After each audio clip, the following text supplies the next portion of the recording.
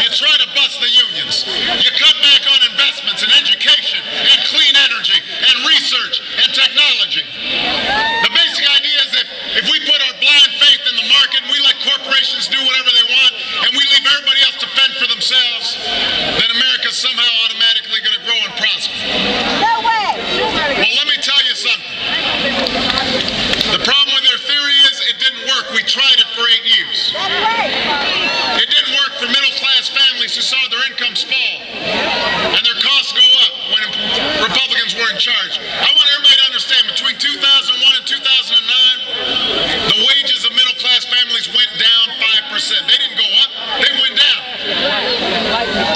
Job growth was the slowest that it had been at any time since World War II. Slower than it's been over the last year. When they were in charge, they took a record surplus from Bill Clinton, and by the time I got there, we had a record deficit. And because of that free-for-all that they had on Wall Street, we're still digging our way out of the crisis. That's their track record. Now, listen, everybody, I don't bring this up because I want to relitigate the past. I bring it up because I don't want to relive the past. I don't want to go through what we already gone through.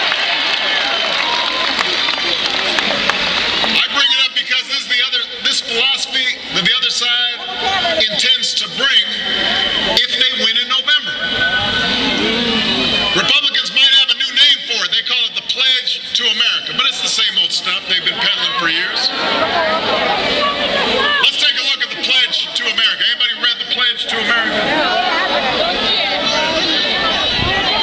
Let me tell you, for starters, it turns out that the pledge was actually written in part by a former lobbyist for AIG and ExxonMobil. That should tell you something right there. You can't make that stuff up.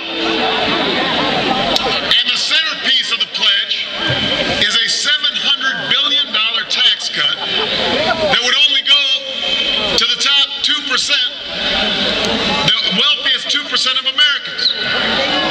98% of you would not get this tax cut, but they would borrow $700 billion from the Chinese or from the Saudis or somebody.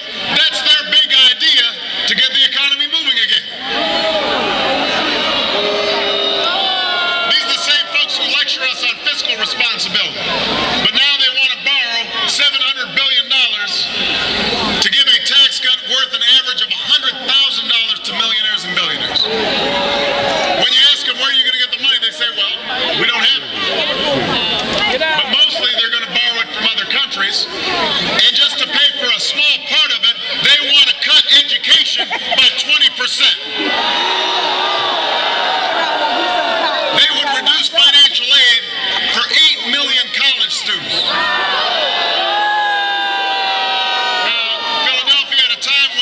The education of our country's citizens is one of the most important things for economic success.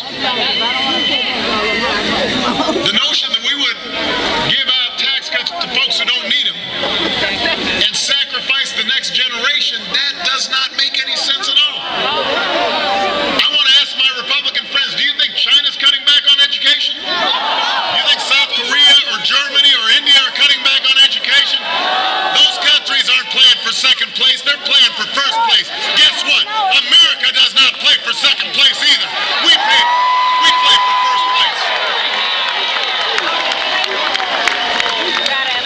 So Philly, as long as I'm president, we're not going to let Washington politicians sacrifice your education for a tax cut we can't afford. And that is a choice in this election.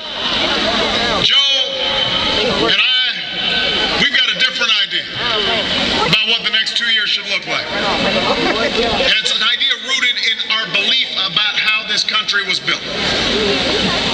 We know government doesn't have all the answers to all our problems.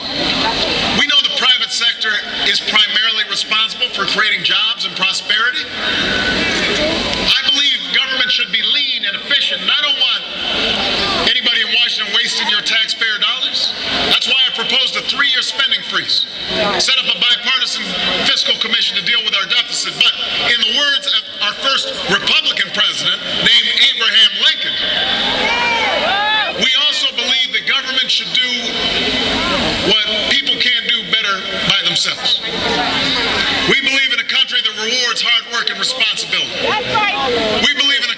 where we look after one another. We believe in a country where working people can come together so they can get a minimum wage and better working conditions. We believe that I am my brother's keeper. I am my sister's